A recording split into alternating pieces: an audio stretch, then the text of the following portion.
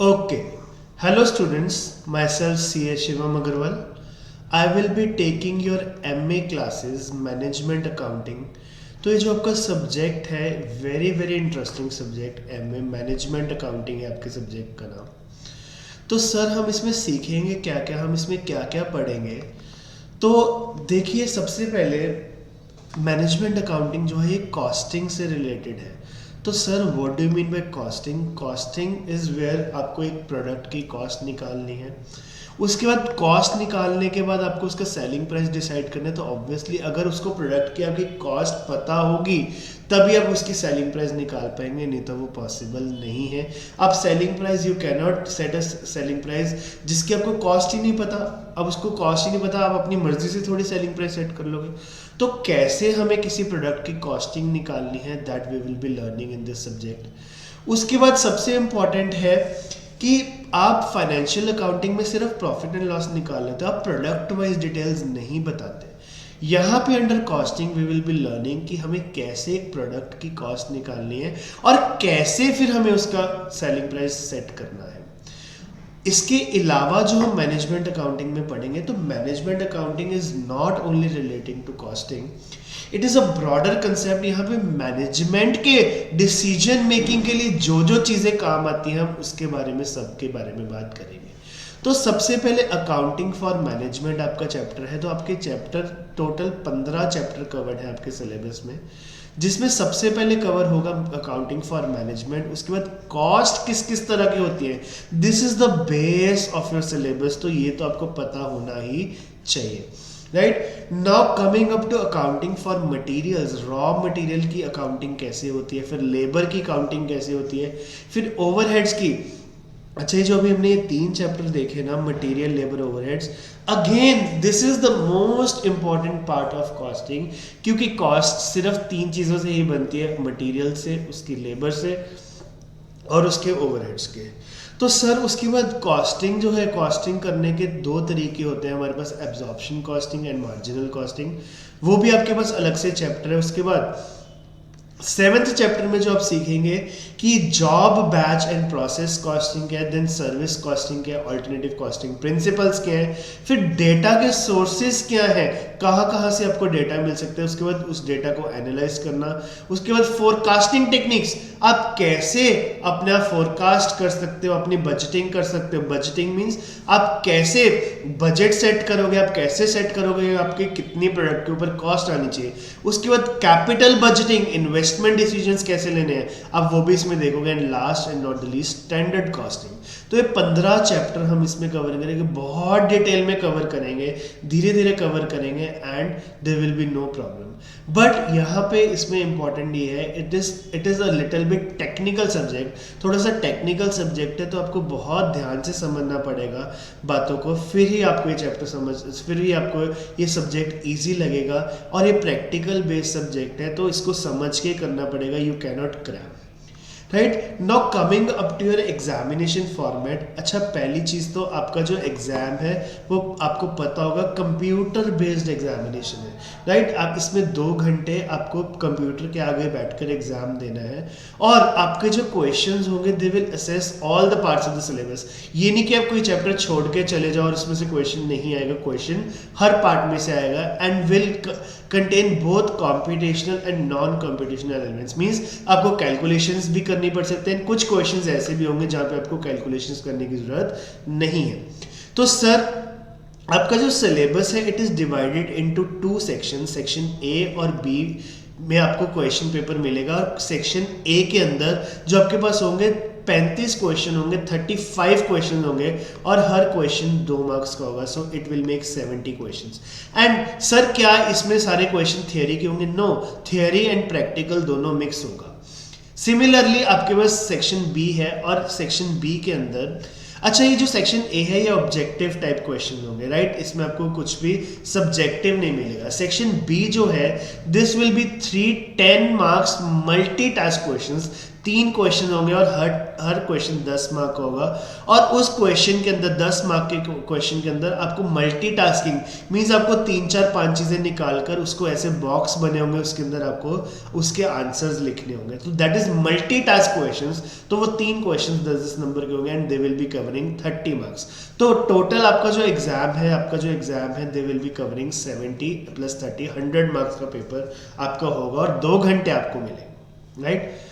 उसके बाद देखो सेक्शन बी जिसकी हम बात करें मल्टीटास्क क्वेश्चंस में आपको जो टेस्ट करे जाएंगे सारे चैप्टर्स में से नहीं टेस्ट करा जाएगा, आपको बजटिंग, स्टैंडर्ड कॉस्टिंग और परफॉर्मेंस मेजरमेंट ये टॉपिक्स में से ही टेस्ट करा जाएगा, right. Now coming up to the next thing कि बजटिंग। अच्छा, अब जो बजटिंग के MTQs है सेक्शन बी में, they can also include task from syllabus era B2 forecasting techniques means mix and match करके आपको क्वेश्चंस पूछे जाएंगे एंड स्प्रेडशीट्स में से भी आपको क्वेश्चन पूछा जा सकता है, right. Now coming up to the time allotted, आपके पास जो टाइम अलॉटेड होगा वो सिर्फ 2 घंटे का होगा, 2 घंटे मिलेंगे आपको पेपर के अंदर। तो अप्रॉक्सीमेटली अगर हम कैलकुलेट करें तो 1 मार्क के क्वेश्चन के लिए आपको 1 मिनट 12 सेकेंड मिलेंगे to each mark available. So 2 marks question should be done within 2 minutes 24 seconds. तो अप्रॉक्सीमेटली आपको इतना ही टाइम मिलेगा, राइट।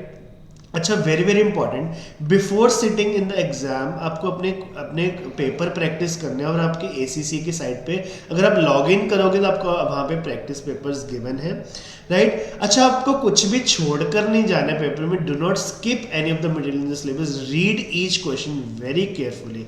अब कई बार ऐसा भी होगा आपको क्वेश्चंस के अंदर लगेगा ये आंसर सही है, बट एक्चुअली जब आप उसको प्रॉपरली रीड करेंगे तो वो आंसर सही नहीं होगा। अपना आंसर डबल चेक कीजिए, उसके बाद उसको क्लिक कीजिए, राइट। अगर आपको आंसर नहीं भी पता तो यू कैन गेस इट, क्योंकि नेगेटिव मार्किंग नहीं है आपके इस पेपर में, आपको कोई भी नेगेटिव मार्किंग नहीं है। तो it is a benefit for you कि इसमें नेगेटिव मार्किंग कोई भी नहीं है। तो अगर आपको कोई आंसर गलत भी होता है तो you will be awarded 0 and there is no negative marking, right. अच्छा, अब सर हमें किस किस तरह के क्वेश्चंस पूछे जाएंगे? तो सबसे पहले मल्टीपल चॉइस MCQs पूछे जा सकते हैं, आपको 4 में से एक ऑप्शंस को टिक करना होगा। उसके बाद देखो आपको मल्टीपल रिस्पॉन्स, आपको एक क्वेश्चन के एक से ज्यादा डायलॉग बॉक्सेस दिए होंगे, उसमें से आपको जो भी सही है वो टिक करने होंगे। या मल्टीपल रिस्पॉन्स क्वेश्चन, इसमें क्या होगा, where you will require to indicate a response to number of related statements by clicking on the radio button which corresponds to appropriate response for each statement. जैसे हम मैच द फॉलोइंग करते थे वैसे ही multiple response question होंगे। And number entry way you are required to key in a response to question shown on the screen, आपको वहां पे लिखना होगा कि इसका आंसर क्या है, राइट।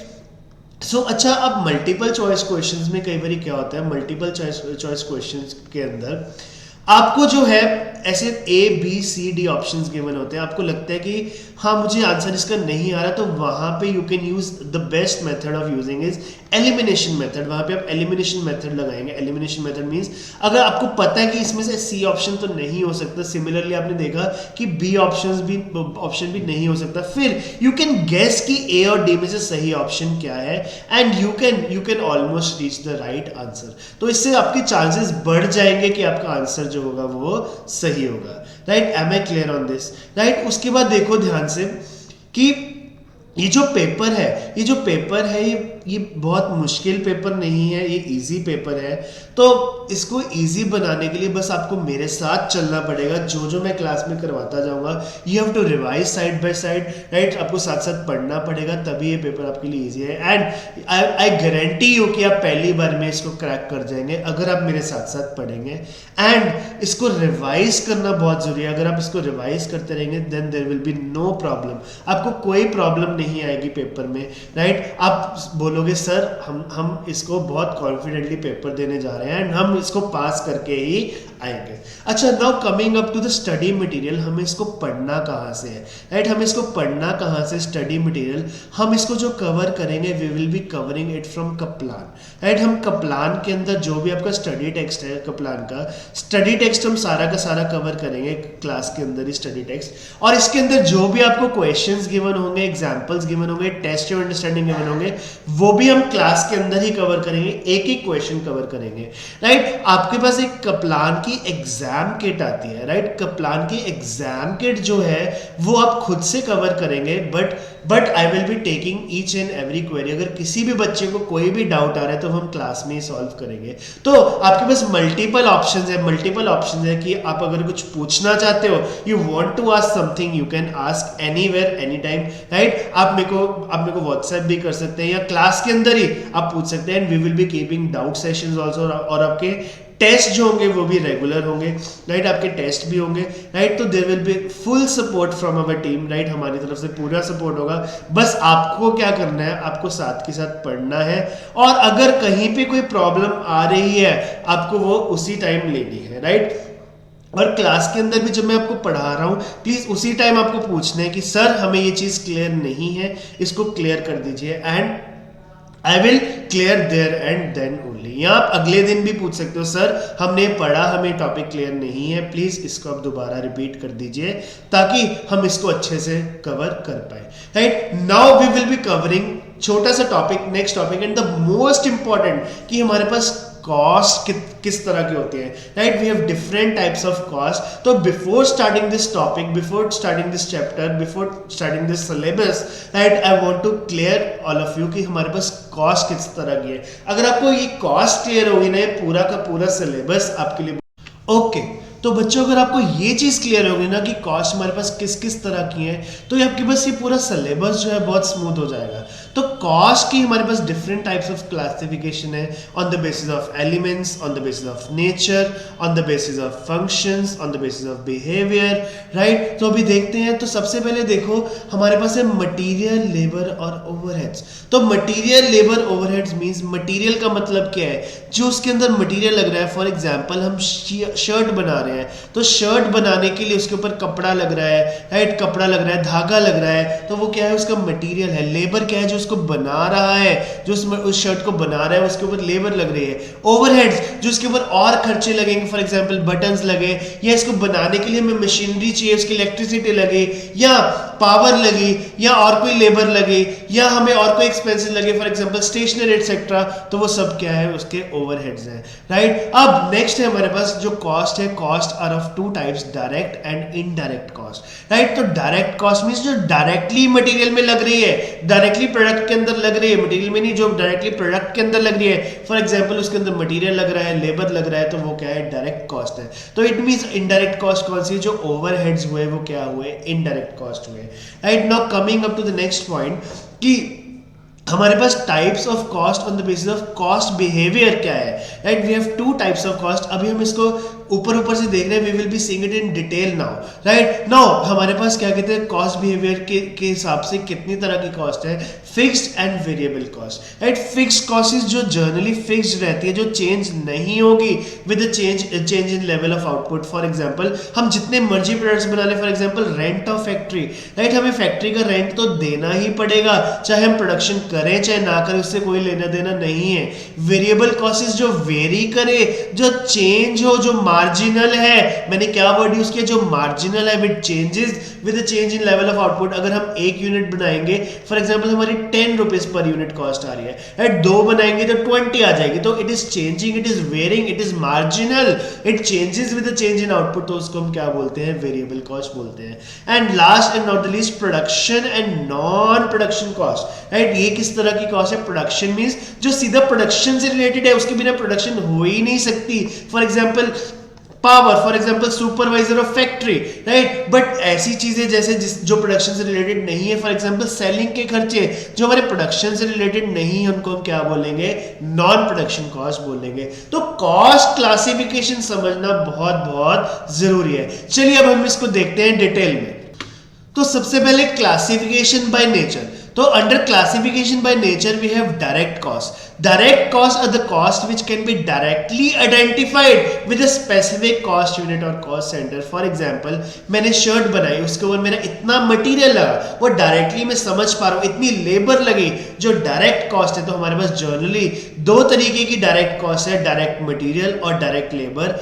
एंड तीसरी direct expenses, the direct cost associated with the shirt cost unit manufactured by clothing company would be, उसके ऊपर जैसे फॉर एग्जांपल डायरेक्ट मटेरियल क्या लगेगा, cloth for making the shirts, direct labour क्या लगेगी, the wages of workers stitching the cloth to make the shirts, direct expenses royalties paid to the designer, अगर designer shirt को design करके ही नहीं देगा तो क्या मेरी शर्ट बन पाएगी, नो तो जो डायरेक्टली जिसको मैं एट्रीब्यूट कर पाऊं टू अ पर्टिकुलर प्रोडक्ट, जैसे फॉर एग्जांपल इसमें मैंने शर्ट मेकिंग पे उसको एट्रीब्यूट किया, right. The next we have is, अच्छा ये जो टोटल ऑफ डायरेक्ट कॉस्ट है इसको हम एक नाम देते हैं प्राइम कॉस्ट, इसको हम डिटेल में आगे भी देखेंगे, बट अभी के लिए सिर्फ इतना समझो जो डायरेक्ट मटेरियल है, डायरेक्ट लेबर है, डायरेक्ट एक्सपेंसेस है, right, they are the classification by nature, right. The next we have is indirect cost, indirect cost of the cost, ये भी किसका पार्ट है, classification on the basis of nature, तो indirect cost of the cost which can not be directly identified with a specific cost unit और centre,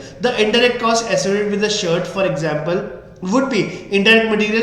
These include materials that cannot be traced to an individual item, for example cleaning fluids और cleaning the machinery, तो machinery हम सफाई करते ताकि उसके ऊपर shirt बन सके, उस मशीनरी के ऊपर शर्ट बन सके, तो वो जो सफाई कर रहे हैं, जो क्लीनिंग कर रहे हैं, क्या वो मैं उसको एक शर्ट में बाइफरकेट कर सकता हूँ, एक शर्ट में बांट सकता हूँ कि हाँ इस शर्ट में इतना मटेरियल लगा, इतना क्लीनिंग का मटेरियल लगा, no, so that are an example of indirect material. Then indirect labour, the cost of a supervisor who supervises the shirt makers, right, तो जो शर्ट मेकर को सुपरवाइज कर रहे हैं वो हाँ वो फैक्ट्री कॉस्ट तो है, वो प्रोडक्शन कॉस्ट तो है, बट वो डायरेक्ट कॉस्ट नहीं है, डायरेक्ट लेबर नहीं है। अब मैं एक सुपरवाइजर को एक शर्ट की कॉस्ट में कैसे उसकी लेबर को जोड़ सकता हूँ, द आंसर इज नो, जो शर्ट को बना रहा है उसकी तो कॉस्ट को मैं जोड़ सकता हूँ, बट सुपरवाइजर की कॉस्ट को शर्ट के अंदर नहीं जोड़ पाऊंगा, right. Next we have is indirect expenses, the cost of renting the factory with the shirts are manufactured, so total of indirect cost is known as overheads, इसको हम क्या बोलते हैं, ओवरहेड्स। तो अगर मैं जनरली बात करूं तो जो मटेरियल और लेबर है, मटेरियल और लेबर बनकर क्या बनेंगे, हमारे वो बनेंगे डायरेक्ट कॉस्ट, एंड हमारा जो ओवरहेड्स है वो क्या है, इनडायरेक्ट कॉस्ट है, right. Now coming up to the classification by function, right, classification by function में सबसे पहले हमारे पास है प्रोडक्शन कॉस्ट, तो प्रोडक्शन कॉस्ट मींस जो प्रोडक्शन में काम है, जो उस मटेरियल जो उस पर्टिकुलर प्रोडक्ट के बनने में काम है, वो प्रोडक्शन कॉस्ट है। Production cost are the cost that relate to manufacture of a product और provision of a service, these cost are found in the cost of sale section of the statement of profit and loss. For example, production costs such as direct materials, direct labors, direct expenses and production overheads are included in the valuation of inventory. तो यहाँ पे direct खर्चे तो आएंगे, तो अगर मैं बात करूँ प्रोडक्शन कॉस्ट की, प्रोडक्शन कॉस्ट के अंदर डायरेक्ट एक्सपेंसेस तो आते हैं, प्लस इसमें जो प्रोडक्शन के ओवरहेड्स हैं वो भी आते हैं, राइट। तो प्रोडक्शन ओवरहेड्स में क्या क्या आया, हमारे पास डायरेक्ट मटेरियल आया, डायरेक्ट लेबर आया, डायरेक्ट एक्सपेंसेस आए, वेरिएबल प्रोडक्शन ओवरहेड्स, अच्छा अब यहाँ पे प्रोडक्शन ओवरहेड्स चाहे वेरिएबल हो चाहे फिक्स्ड हो, दोनों आ जाएंगे, राइट, क्योंकि वो प्रोडक्शन से रिलेटेड है तो वो प्रोडक्शन कॉस्ट उसमें आ जाएंगे। अब देखिए फॉर एग्जांपल प्रोडक्शन कॉस्ट में क्या क्या आता है, डायरेक्ट मटेरियल जैसे bricks, cements, direct labour, building, plasters, electricians, direct expenses में the cost of subcontracted crane and driver, variable production overheads for example electricity, fixed production overheads for example site manager salary. अगर ये सब ना हो तो क्या मेरी प्रोडक्शन पॉसिबल है, प्रोडक्ट की नो, तो जिसके बिना प्रोडक्शन पॉसिबल नहीं है वो मेरी क्या है, प्रोडक्शन कॉस्ट है, production of a product, right. Now coming up to non production cost, तो नॉन प्रोडक्शन कॉस्ट क्या है, और non production cost are the cost that are not directly associated with the production of the business output. For example administrative खर्चे, right, अब stationery या office के expenses, क्या उनके बिना प्रोडक्शन हो सकती है, यस। सेलिंग की कॉस्ट, फाइनेंस की कॉस्ट, इन सब के बिना भी प्रोडक्शन हो सकती है, so these are not included. अच्छा, जो प्रोडक्शन की कॉस्ट है हम आगे जाकर बात करेंगे, वो cost of inventory, cost of stock में जोड़े जाते हैं। अब इन्वेंट्री क्या है, स्टॉक क्या है, इसके बारे में भी हम मटेरियल चैप्टर में बात करेंगे, बट अभी इतना समझो कि जो प्रोडक्शन कॉस्ट है जिसके बिना प्रोडक्शन नहीं हो सकती, जिसके बिना हम सोच भी नहीं सकते अपने प्रोडक्ट को कंप्लीट करने की, वो प्रोडक्शन कॉस्ट है। जो उनके अलावा जितने भी कॉस्ट है वो हमारी क्या कहलाएगी, non production cost. Non production cost जैसे सेलिंग के खर्चे हो गए, फाइनेंस के खर्चे हो गए, एडमिनिस्ट्रेटिव कॉस्ट आ गई, so these all are non production cost. For example अच्छा, अब नॉन प्रोडक्शन कॉस्ट में क्या क्या आता है? एडमिन के खर्चे, सेलिंग के खर्चे, डिस्ट्रीब्यूशन के एंड फाइनेंस के खर्चे। एंड एडमिनिस्ट्रेटिव कॉस्ट जैसे अकाउंट्स डिपार्टमेंट का खर्चा, सेलिंग कॉस्ट जैसे उसके मार्केटिंग की कॉस्ट, डिस्ट्रीब्यूशन की cost, running of a warehouse की कॉस्ट, उसके बाद फाइनेंस कॉस्ट जैसे loan, interest etcetera. So these all are non production cost, इनके बिना भी हमारी प्रोडक्शन जो है वो पॉसिबल है। Now coming up to the cost on the basis of behaviour, right? Behaviour के बेसिस पर अगर हम देखें तो हमारे पास बेसिकली दो है, fixed cost and variable cost, right? Fixed cost मैंने बोला जिसके बिना, जिसके चाहे हम प्रोडक्शन ना भी करें और फिर भी कॉस्ट इंकर हो रही है तो वो क्या है? हमारी फिक्स्ड कॉस्ट। वेरिएबल कॉस्ट अगर हम प्रोडक्शन करेंगे, so the cost which changes with the level of output, उसको हम क्या बोलेंगे? वेरिएबल कॉस्ट बोलेंगे, which vary in direct proportion to the level of activity. As activity level increases the total variable cost will also increase. तो वो भी यहाँ पे बढ़ती है। अगर हमारा एक्टिविटी लेवल चेंज हो तो टोटल वेरिएबल कॉस्ट जो है वो भी चेंज होती है। अब जैसे अगर हम एग्जांपल में देखें, इस एग्जांपल के अंदर तो देखिए, तो अगर तो हमारी ये देखिए ध्यान से, variable cost can be shown graphically as follows. तो जैसे जैसे हमारा क्या कहते हैं लेवल ऑफ एक्टिविटी बढ़ता जाएगा, वैसे वैसे मेरी टोटल कॉस्ट जो है वो बढ़ती रहेगी, पर यूनिट सेम रहेगी। हाँ, एक यूनिट बनाऊंगा तो 10 रुपए आएगी, सेकेंड यूनिट को बनाने के भी 10 रुपए आएगी, तो पर यूनिट जो है ये सेम रहती है, बट इन टोटलिटी ये बढ़ती जाती है। जैसे जैसे मेरा आउटपुट बढ़ता जाएगा, जैसे जैसे मेरा लेवल ऑफ एक्टिविटी बढ़ती जाएगी, वैसे वैसे मेरी वेरिएबल कॉस्ट भी जो है वो बढ़ती जाएगी। एंड फिक्स कॉस्ट क्या है?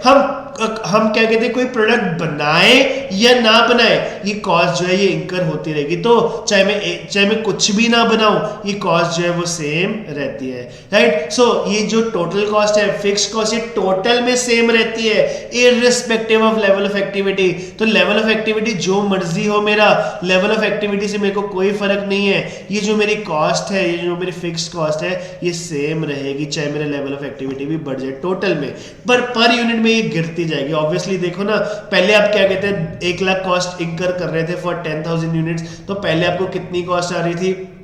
$10 फॉर एग्जाम्पल, राइट? अब 1 लाख यूनिट्स, 1 लाख कॉस्ट आ रही है और आप 50,000 यूनिट्स बना रहे, तो ये गिर के कितनी रहेगी? सिर्फ 2 रुपीज रहेगी। तो ये पर यूनिट क्या है? हमारी गिरती जाती है, राइट? पर टोटल में ये हमेशा क्या रहती है? सेम रहती है, राइट? तो for example rent, business rates, executive salaries etcetera, right? Now stepped fixed cost, what are stepped fixed cost? ये भी एक तरह की कॉस्ट है। This type of fixed cost that is only fixed within certain level of activities. Once the upper limit of activity level is reached, then a new higher level of fixed cost becomes relevant. For example, अगर आपके पास एक factory के अंदर सिर्फ 50,000 units बनाने की capacity है, तो वो 50,000 यूनिट्स तक तो सेम रहेगी, उसके बाद वो क्या हो जाएगी? बढ़ जाएगी, एंड वो बढ़ के फिर उस लेट्स से 1 लाख यूनिट्स तक सेम रह रही है, फिर उसके बाद ये बढ़ जाएगी। तो इसको हम क्या बोलते हैं? कुछ स्टेप्स में फिक्स रह रही है, मींस पहले 50,000, फिर अगले 50,000, फिर अगले 50,000, तो इसको हम क्या बोलेंगे? स्टेप्ड फिक्स कॉस्ट बोलेंगे, राइट? तो स्टेप्स में क्या रह रही है? फिक्स्ड रह रही है, right? Now next is semi variable cost. Sir ये क्या बात हुई? मींस जिस कॉस्ट के अंदर कुछ पोर्शन फिक्स्ड है और कुछ पोर्शन क्या है? वेरिएबल है। Means combination of fixed cost और वेरिएबल कॉस्ट को हम क्या बोलेंगे? Stepped fixed cost. तो ये किसका पार्ट होगा? स्टेप्ड फिक्स्ड कॉस्ट का पार्ट होगा। एग्जांपल, जैसे for example electricity bills, fixed standing charge. जैसे कई बार क्या होता है, हमें पता है कि हम इलेक्ट्रिसिटी नहीं भी यूज करेंगे तो भी इतना तो बिल आना ही आना है, इतना तो रेंट आना ही आना है, तो उसको हम क्या बोलेंगे? Fixed standing charge plus variable cost per unit, तो इसको हम क्या बोलेंगे? It is semi variable cost.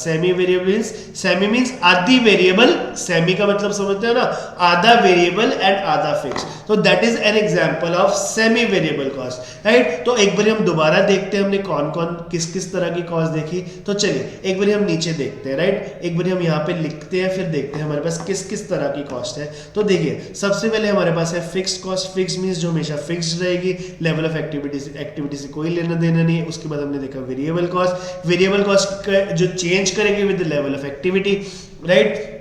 In totality. उसके बाद हमने देखा semi variable cost. Semi variable cost क्या है, जो कुछ हद तक वेरिएबल है और कुछ हद तक क्या है, फिक्स्ड है। उसके बाद नेक्स्ट हमने देखा प्रोडक्शन कॉस्ट, जो प्रोडक्शन से रिलेटेड है, जिसके बिना प्रोडक्शन पॉसिबल नहीं है। उसके बाद हमने देखा नॉन प्रोडक्शन कॉस्ट जो प्रोडक्शन से कोई लेना देना नहीं, फॉर एग्जाम्पल सेलिंग के खर्चे, एडमिन के खर्चे, फाइनेंस कॉस्ट एटसेट्रा। एंड उसके बाद हमने देखा क्या देखा, उसके बाद नेक्स्ट हमने देखा हमारे पास नेक्स्ट कॉस्ट होती है मटेरियल, लेबर और ओवरहेड्स। तो मटेरियल क्या है हमारी और लेबर क्या है और हमारे ओवरहेड्स क्या है। तो जर्नली हमने बात करी मटेरियल और लेबर जो है वो डायरेक्ट कॉस्ट माने जाते हैं, बट हाँ मटेरियल और लेबर इनडायरेक्ट भी हो सकते हैं, राइट। उसके बाद हमने देखा ओवरहेड्स तो जर्नली क्या होंगे, हमेशा इनडायरेक्ट कॉस्ट ही होगी, इनडायरेक्ट कॉस्ट ही हो जर्नली, राइट। तो उसके बाद हमने क्या देखा, हमारे पास direct cost and indirect cost. Direct cost क्या है, direct cost is which is related directly to the product, जो डायरेक्टली प्रोडक्ट के अंदर लग रही है वो क्या है, हमारी डायरेक्ट कॉस्ट। और इनडायरेक्ट कॉस्ट क्या है, तो इनडायरेक्ट कॉस्ट जो हमारी डायरेक्टली प्रोडक्ट में नहीं लग रही, फॉर एग्जांपल सुपरवाइजर की सैलरी, तो वो हमारी इनडायरेक्ट कॉस्ट है, right. That's it for this lecture. We will be covering this all in detail, right. हम इसको बहुत डिटेल में पॉइंट टू पॉइंट कवर करते हैं क्लास में। अभी सिर्फ मैंने आपको ये समझाया कि हमारे पास किस किस तरह की कॉस्ट होती है, इसका क्या ग्राफ है, कैसे बनता है, इसकी क्या नेचर है, numerical examples illustrations, we will be covering that all in the class. I hope I am clear with this, right? All the best for your preparations. That's it for today.